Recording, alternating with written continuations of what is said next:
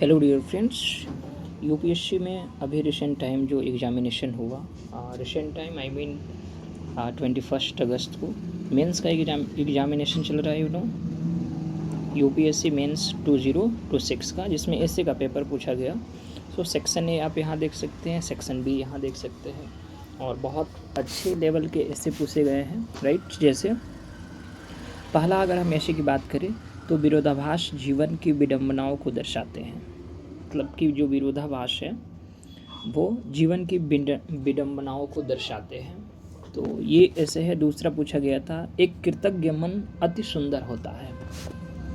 तीसरा है, कांटा कली का बदला हुआ रूप है। और चौथा पूछा गया था, जब दो हाथी लड़ते हैं तब घास ही रौंदी जाती है।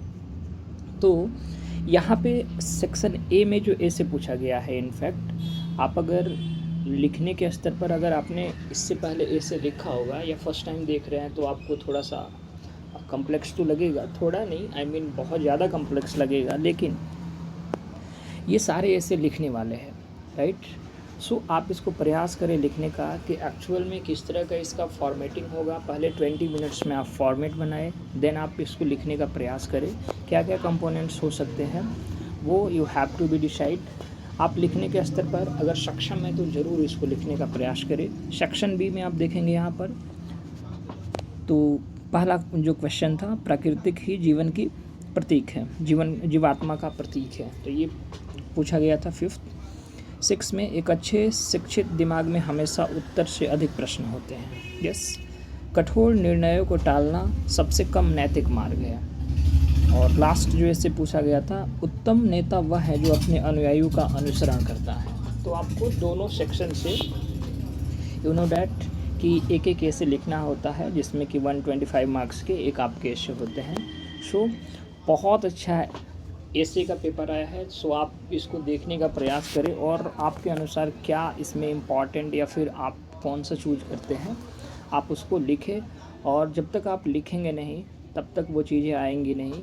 वो इसका जैसे निबंध में क्या होता है गाइस, कि निबंध में सबकी, जैसे हम किसी एक आयाम को नहीं इसमें ऐड करेंगे, इसमें मल्टीपल जो कंपोनेंट्स हैं इनफैक्ट उसको पुट डाउन करना होता है। और इसकी कोई स्पेशली बुक भी नहीं आती है। आई मीन अगर हम एक शब्द में कहें तो सभी विषयों का समावेशन, इसके साथ साथ जो आपकी आइडियोलॉजी है, आपकी थिंकिंग है, आपकी जो अप्रोच है, वो सारी इसमें काम आने वाली होती है। सो आप उस आधार पर पहले फॉर्मेटिंग बनाएं, देन उसको लिखने का प्रयास करें। फिर आपको समझ में आएगा कि ए से किस दिशा में और किस प्रवाह से लिखा जाता है। और अगर पॉसिबल हो तो कोट्स वगैरह या फिर कोई ऐसा वक्तव्य, राइट, या फिर श्लोक हुआ, तो इस तरह के अगर आप अट्रैक्टिव कोट्स को पुट करते हैं उससे काफ़ी इफेक्टिवनेस बढ़ जाती है। सो कॉपी आपकी जो आएगी वो अट्रैक्शन क्रिएट करेगा। सो आप इसको लिखने का प्रयास करेंगे। Thank you.